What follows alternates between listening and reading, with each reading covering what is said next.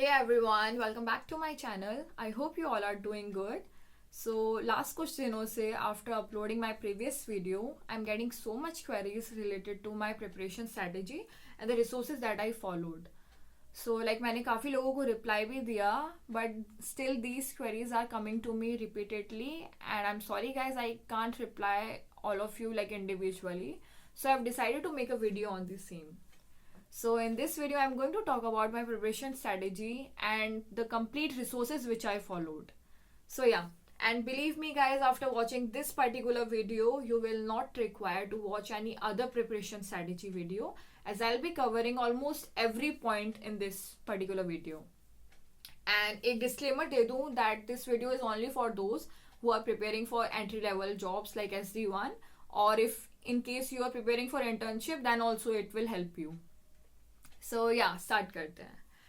सो पहले तो like if I am assuming कि आप लोगों के बेसिक्स वगैरह क्लियर हैं, देन इन दैट केस आप इस स्ट्रेटेजी को लाइक 3 महीने में कवर कर सकते हो पूरा आराम से. But if you are starting from the scratch तो आपको 6 महीने लग जाएंगे. मतलब विद इन 6 मंथ्स आप एकदम लाइक अच्छे से कर सकते हैं. अगर स्लोली भी करोगे तो भी हो जाएगा. तो अब स्टार्ट करते हैं. First point is you need to pick any one programming language. मतलब ऐसा नहीं करना कि आप कुछ दिन जावा कर रहे हो, कुछ दिन C++ कर रहे हो, कुछ दिन पाइथन कर रहे हो. Instead pick any one programming language and master it. ठीक है. एंड आपको प्रोग्रामिंग लैंग्वेज जो कोई भी आप मतलब एज अ प्रोफिशिएंट होने के लिए जो कोई भी प्रोग्रामिंग लैंग्वेज पिक कर रहे हो उसके आपको बेसिक्स एकदम अच्छे से क्लियर होने चाहिए. जैसे फॉर एग्जांपल अगर मैं C++ की बात बोलूँ तो इसमें फ्रेंड क्लासेस होते हैं, फ्रेंड फंक्शन होते हैं. And if you like allocate memory dynamically in C++ तो आपको डी एलोकेट भी मैनुअली करना पड़ता है. Whereas if you talk about Java तो उसमें ऑटोमेटिक गार्बेज कलेक्टर होता है. तो मतलब ये सब चीज़ें भी आपको जो कोई भी आप लैंग्वेज पकड़ रहे हो उसके बारे में पता होनी चाहिए. ठीक है. तो फर्स्ट पॉइंट तो आपकी लैंग्वेज ही हो गई. ठीक. Then second point comes your DSA preparation. ठीक. तो DSA प्रिपरेशन का भी मतलब एक तरीका है कि आपको उसी सीक्वेंस में टॉपिक्स करने चाहिए. तो पहले तो लाइक आपको सारे DSA के टॉपिक्स आपको इंडिविजुअली करने हैं. ठीक है. मिसलिनियस क्वेश्चन नहीं लगाने हैं. इंडिविजुअल टॉपिक उठाओ. फॉर एग्जाम्पल आपने एरे उठाया, उसको अच्छे से करो and then move on to the next topic कि आपने स्ट्रिंग उठा लिया, देन स्ट्रिंग को करो. एंड अगर मैं सीक्वेंस की बात करूँ तो आपको पहले एरेज करना है, देन स्ट्रिंग करना है आपका. फिर बाद में आप लिंक लिस्ट कर सकते हैं, देन रिकर्शन कर सकते हैं, देन ट्री कर सकते हैं, देन योर ग्राफ कर सकते हैं. ठीक है. तो इसी सीक्वेंस में मतलब करिएगा, इजी पड़ेगा आपको. और ये मतलब रिलेटेड टॉपिक्स होते हैं कि लाइक जब तक आपको रिकर्शन नहीं आएगा तब तक आपको DP नहीं आएगी. ठीक है. तो मतलब इसी सीक्वेंस में करिएगा. ठीक. एंड लिंक लिस्ट जब तक नहीं आएगा तब तक आपको ट्रीज भी नहीं आने वाले. So it's better to like follow this sequence. ठीक है. एंड टॉकिंग अबाउट कि कहाँ से पढ़ सकते हो आप, तो उसके लिए आप क्या करना कि सपोज करो कोई भी आप DSA का टॉपिक पढ़ रहे हो. For example like if you are studying DP, तो मैं लाइक अपने अकॉर्डिंग बता रही हूँ जो मैंने रिसोर्सेज फॉलो किए थे. ठीक है. सपोज करो आप कोई भी DSA का टॉपिक पढ़ रहे हो, then search for that particular topic on YouTube कि उस पर आदित्य वर्मा भैया ने कोई वीडियो बना रखा है या नहीं बना रखा. ठीक है. अगर उन्होंने वीडियो बना रखा हो उस पर्टिकुलर टॉपिक पर, then please do watch his video. उन्होंने लाइक काफ़ी अच्छा समझाया है. एंड मतलब वो इस तरीके से समझाते हैं कि एक बार आपने उनसे पढ़ लिया ना, फिर आपके दिमाग से कभी निकलेगा नहीं. ठीक है. तो आदित्य वर्मा भैया का देखना. एंड अगर आदित्य वर्मा भैया का नहीं मिलता है आपको उस पर्टिकुलर टॉपिक पे वीडियो, तो उसके केस में आप क्या करना, आप स्ट्राइवर भैया या फिर लव बब्बर भैया दोनों में से किसी के भी वीडियो देख सकते हो. दोनों ही बहुत अच्छा पढ़ाते हैं. ठीक है. तो इस तरीके से आपका DSA कंप्लीट हो जाएगा. ठीक. So while preparing for all those topics ना, आप दो प्लेटफॉर्म्स यूज कर सकते हो in order to solve the problems related to those topics. First is LeetCode and second is GFG. मतलब अगर आपको किसी भी पर्टिकुलर टॉपिक के बारे में, सपोज करो एरे के बारे में पढ़ना है या DP के बारे में पढ़ना है, तो अगर आपको उसके आर्टिकल्स वगैरह पढ़ने हैं कि हाँ भाई क्या होता है क्या नहीं होता, वर्किंग वगैरह देखनी है, तो उसके लिए you can refer GFG। Although आप क्वेश्चंस भी उस पर सॉल्व कर सकते हो, बट आई वुड सजेस्ट कि अगर आपको क्वेश्चन वगैरह सॉल्व करने हैं तो आप लीड कोड पर जाकर करो। वहाँ पे लाइक टॉपिक का मार्क रहता है कि आपको अगर एरे के क्वेश्चन करने हैं तो आप एरे सिलेक्ट कर लो एंड आपको सारे एरेज के क्वेश्चन वहाँ पे दिख जाएंगे। ठीक है, तो पहले टॉपिक वाइज क्वेश्चंस करना, एंड जब आपके सारे टॉपिक्स कवर हो जाए then in that case last में आप मिसलेनियस क्वेश्चंस करने लगना। ठीक है, रैंडमली कोई भी पिक कर लिया। ठीक, and during the DSA preparation contest जरूर देते रहना, मतलब दे आर वेरी इंपॉर्टेंट। उनसे आपका मतलब टाइम मैनेजमेंट भी होता है जो कि आपको हेल्प करेगा ड्यूरिंग योर प्लेसमेंट टाइम। ठीक है, वो जो ऑनलाइन असेसमेंट वगैरह कंडक्ट होते हैं उसमें टाइम मैनेजमेंट बहुत ही ज़्यादा इंपॉर्टेंट फैक्टर प्ले करता है। सो कॉन्टेस्ट आपको वो सिखाते हैं, तो कॉन्टेस्ट वगैरह देते रहना। एंड जब आपके सारे टॉपिक्स कवर हो जाएं एंड आपको जब कॉन्फिडेंस आ जाए कि हाँ अब मैं कर सकता हूँ या कर सकती हूँ, तो उसके बाद आप स्ट्राइवर भैया की SD शीट पकड़िएगा एंड स्ट्राइवर भैया की SD शीट पूरी लगाइएगा अच्छे से। उसमें शायद 280 या 250 के अराउंड क्वेश्चंस हैं, तो वो सारे के सारे ही लगाइएगा। एंड उसमें कुछ रट्टा वगैरह नहीं मारना है। ठीक है, समझ समझ के सारे क्वेश्चंस करने हैं आपको, उनका लॉजिक समझना है कि हाँ भाई ऐसा किया गया है तो ऐसा क्यों किया गया है। ठीक है, तो उनके सारे क्वेश्चंस कर लीजिएगा। एंड मैं पहले ही बता दूं, इंटरव्यूज में लाइक एग्जैक्ट क्वेश्चंस नहीं पूछे जाते हैं, आपसे वेरिएंट्स पूछे जाते हैं। तो उस टाइम पर मतलब अगर आप रट्टा मार के जाओगे तो आपसे नहीं होंगे। ठीक है, तो अगर समझ के जा रहे हो तो आप like at that time you can recognise कि हाँ ये उससे सिमिलर क्वेश्चन है, इसमें ये कॉन्सेप्ट यूज होगा, तो अच्छे से समझ कर करिएगा। ठीक है, एंड लाइक आपने जब आप DSA कर रहे हो उस टाइम पर अपने नोट्स ज़रूर बनाते रहना। मतलब होता क्या है कि आपने अभी तो क्वेश्चन लगा लिए बट फिर 1 महीने के बाद आपको याद भी नहीं आएगा कि हाँ ये कैसे किया था मैंने क्वेश्चन। ठीक है, तो while doing your DSA preparation उस टाइम पर ही जो जो क्वेश्चन आपको डिफ़िकल्ट लगते हैं या फिर जो आपसे मतलब पहली बार में नहीं हो पाए,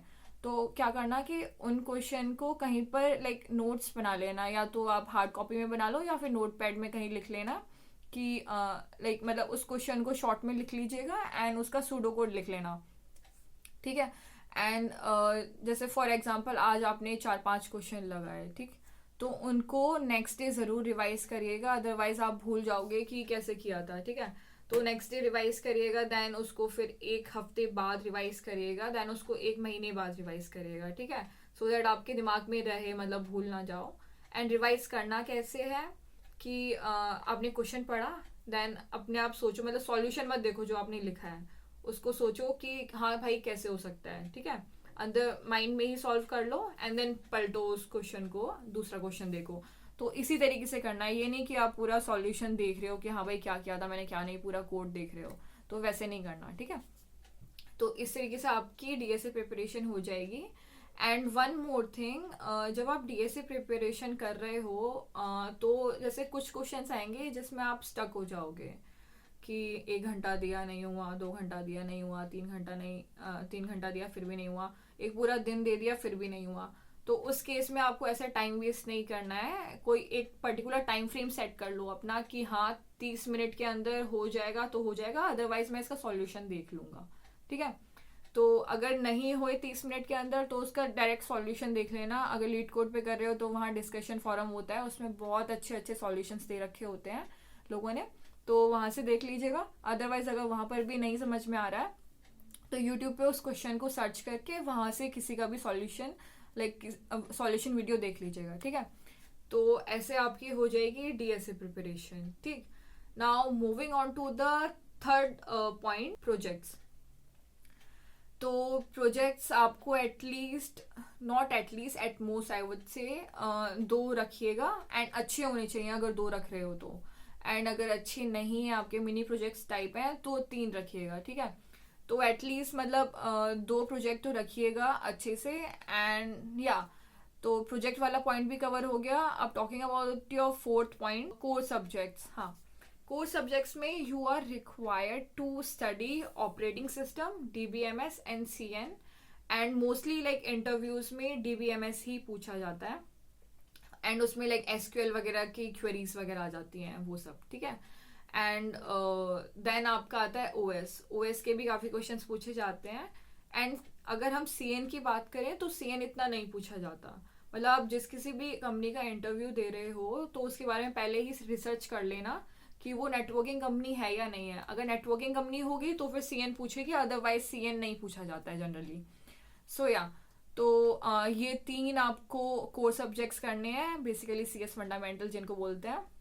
एंड इन्हें करने के लिए you can refer to GFG के last minute notes and interview bit के क्वेश्चंस इन पर्टिकुलर टॉपिक्स पे, ठीक है। तो इन दोनों रिसोर्सेज से लाइक जीएफजी और इंटरव्यू बिट से आपके ये सीएस फंडामेंटल्स भी अच्छे से कवर हो जाएंगे, ठीक है। एंड अगर आपके पास ज़्यादा टाइम है तो अगर एक डीबीएमएस वगैरह करना है तो उसके लिए गेट स्मैशर्स की वीडियो है यूट्यूब पर, तो आप उनको भी रेफर कर सकते हो।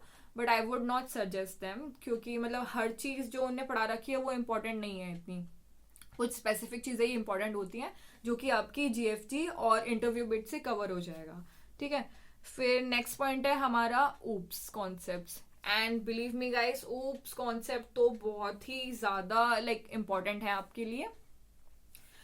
ये सबसे ज़्यादा पूछे जाते हैं इंटरव्यूज में, ठीक है।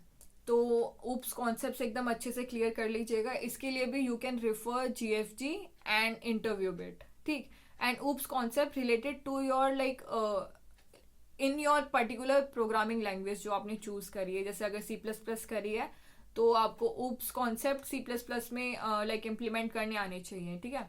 तो ये बहुत अच्छे से कर लीजिएगा। एंड इसके मतलब काफ़ी कुछ इम्पॉर्टेंट क्वेश्चंस होते हैं। जैसे फॉर एग्जांपल आपकी डायमंड प्रॉब्लम हो गई, ठीक है, ये काफ़ी पूछी जाती है। अगर नहीं सुना हो तो अभी सर्च कर लीजिएगा, पढ़ लीजिएगा। तो या मतलब ऐसे ऐसे क्वेश्चंस ये आपको इंटरव्यू बिट में पता चल जाएंगे। एक बार गो थ्रू हो लीजिएगा कि ऊप्स के क्या क्या क्वेश्चंस पूछे जाते हैं इंटरव्यूज में।